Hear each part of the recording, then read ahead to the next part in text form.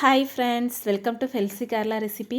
நாம் இன்றைக்கி ரொம்ப டேஸ்டான கேரளாவில் ரொம்ப ஃபேமஸான ஒரு ஸ்நாக்ஸ் ரெசிபி தான் பார்க்க போகிறோம். கேரளா ஸ்டைல் தறிவெட்டு பார்க்க போகிறோம்.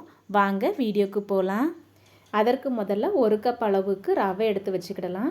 நீங்கள் எந்த கப் அளவில் எடுக்கீங்களோ அதே கப் அளவில் 1 கப் அளவுக்கு துருவன தேங்காய் எடுத்து வச்சுக்கோங்க.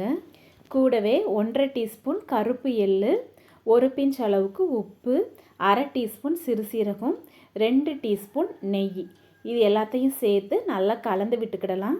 கையால் நல்லா கலந்து விட்டுக்கோங்க. இந்த வீடியோவில் உள்ள மாதிரி கையால் கொஞ்சம் நல்லா பிடிச்சு கலந்து விட்டுக்கோங்க. அப்போ தான் அந்த ரவை தேங்காய் ரெண்டுமே நல்லா மிக்ஸ் ஆகும். இதே மாதிரி கேரளா ஸ்டைலில் உங்களுக்கு ரெசிபி பிடிக்கும்னா இந்த சேனலை சப்ஸ்கிரைப் பண்ணி வச்சுக்கோங்க. கூடவே பெல் பட்டனை கிளிக் பண்ணி ஆல் ஆப்ஷனையும் கிளிக் பண்ணி வச்சுக்கோங்க. இனி இதை அடுப்பில் வச்சு ஒரு 3லேருந்து 5 நிமிஷம் நல்லா வறுத்து எடுத்துக்கிடலாம்.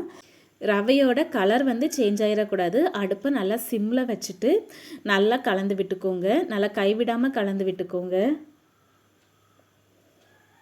ஒரு 5 நிமிஷம் ஆயிடுச்சு. இந்த நேரத்தில் ரவை நல்லா சூடாயிருச்சு.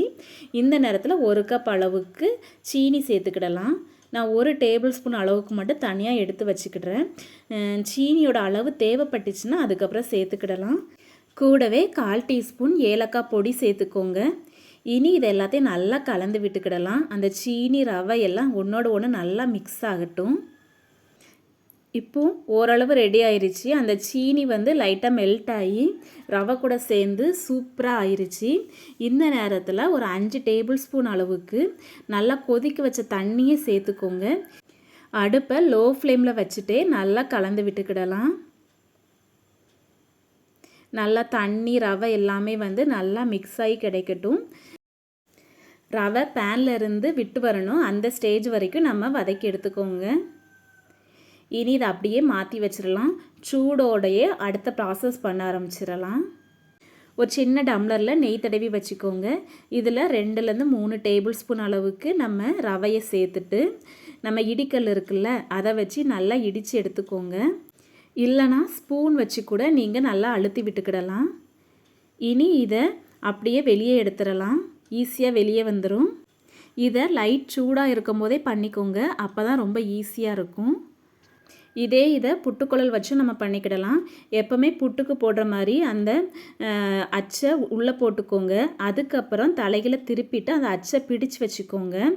அதுக்கப்புறம் இந்த புட்டுக்குழலை ஒரு தட்டு மேலே வச்சுட்டு நமக்கு தேவையான அளவுக்கு ரவையை சேர்த்து அச்சை அது மேலே போட்டுட்டு நல்லா அழுத்தி விட்டுக்கோங்க.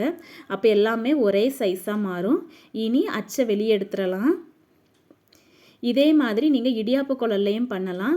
ஆனால் கொஞ்சம் ஸ்ட்ரெயிட்டாக இருக்கிற இடியாப்ப குழலை மட்டும்தான் பண்ண முடியும். கொஞ்சம் வளைஞ்சிருந்துச்சுன்னா இதே மெத்தடில் பண்ண முடியாது. உங்களுக்கு எது ஈஸியாக இருக்கோ அந்த மெத்தடில் நீங்கள் பண்ணிக்கோங்க. எனக்கு மொத்தமாக 6 தறிவெட்டு ரெடி ஆகிருக்கு. இந்த ரெசிபி பிடிச்சிருந்துச்சுன்னா லைக் பண்ணுங்கள். இதே ரெசிபியை உங்கள் வீட்லேயும் செஞ்சு பாருங்கள். எப்படி வந்துச்சுன்னு கமெண்ட் பண்ணுங்கள். வீடியோ பிடிச்சிருந்தால் லைக் பண்ணுங்கள். அப்படியே ஃபெல்சி கேரளா ரெசிபி சேனலை சப்ஸ்கிரைப் பண்ணி வச்சுக்கோங்க. கூடவே பெல் பட்டனை கிளிக் பண்ணி ஆல் ஆப்ஷனையும் கிளிக் பண்ணி வச்சுக்கோங்க. தேங்க்யூ.